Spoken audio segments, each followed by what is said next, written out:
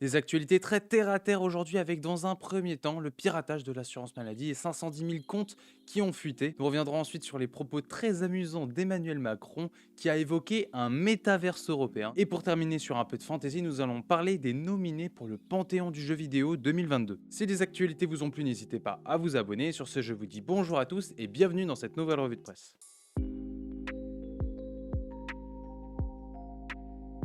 Nous commençons du coup avec le piratage de l'assurance maladie. En effet, les données de 510 000 personnes ont fuité. Mais alors qu'est-ce qui s'est passé? En effet, dans un communiqué de l'assurance maladie, on apprend que 19 adresses mail de professionnels de santé ont été compromises. Peut-on vraiment parler de piratage à proprement parler dans cette situation? Eh bien pas vraiment, dans le sens où là il s'agit vraiment d'une connexion non autorisée à un compte utilisateur et non de trouver une faille informatique dans le code source de l'assurance maladie. Et si cette différence peut paraître anodine pour certains, elle est pourtant cruciale car cela prouve qu'il s'agit bien d'un problème humain et non d'un problème logiciel. Alors erreur humaine d'accord, mais de quoi parle-t-on? Eh bien ces 19 organismes médicaux ont été ciblés par des pirates en prenant le contrôle du coup de leur boîte mail, mais ce contrôle des boîtes mail, ils l'ont obtenu comment? Eh bien, ces professionnels de santé ont dû donner leur mot de passe par l'intermédiaire d'un phishing que leur avaient envoyé au préalable les pirates. Mais alors comment un pirate fait pour récupérer le compte Amélie Pro d'un utilisateur? Eh bien, il va tout simplement envoyer un faux formulaire demandant à l'utilisateur de réinitialiser son mot de passe. Il va envoyer ce formulaire sur l'adresse mail de sa cible. L'utilisateur naïvement va croire que c'est un vrai mail et va remplir ses informations de connexion.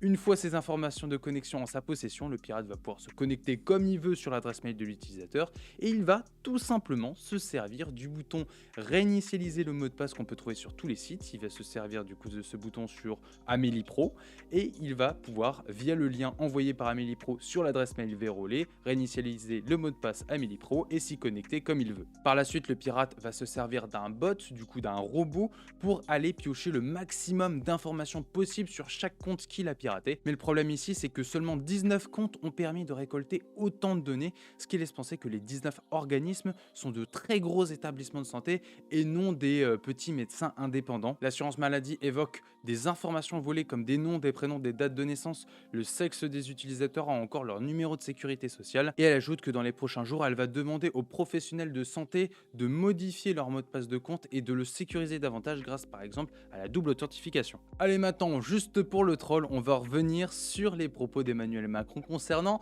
son métaverse européen. Mais sait-il au moins de quoi il parle? Comme vous le savez, Emmanuel Macron est rentré en campagne et pendant un meeting d'environ 2h30, il a pu décrire pas mal de projets de son programme et entre autres sur le sujet de la culture et de l'information, il a évoqué vouloir bâtir un métaverse européen. Comme le dit Numérama, la phrase du candidat n'était pas très claire et les explications sont venues de notre cher Cédric O, le secrétaire d'État au numérique, qui a précisé que le projet n'est pas de créer un métaverse public comme on peut l'imaginer avec Mark Zuckerberg, mais d'appuyer certaines technologies sous-jacentes, à commencer par les fameux moteurs graphiques. En gros, Emmanuel Macron parlait de concurrencer les Unity et Unreal Engine. On n'a même pas du coup un abus de langage, c'est juste complètement à côté de la plaque.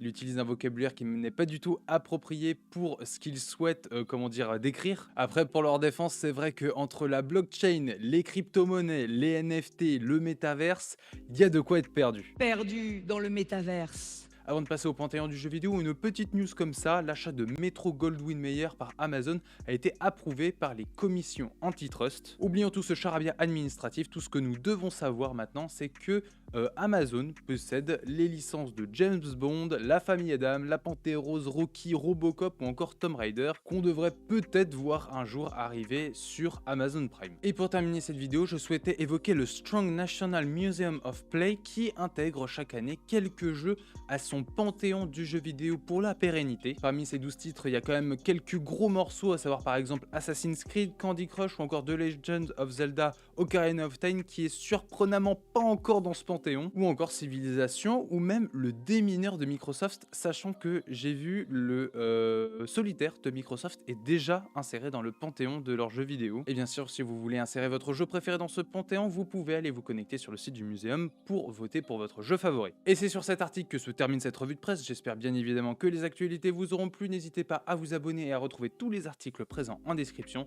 Sur ce, je vous dis bon week-end et à lundi pour une nouvelle revue de presse. Salut!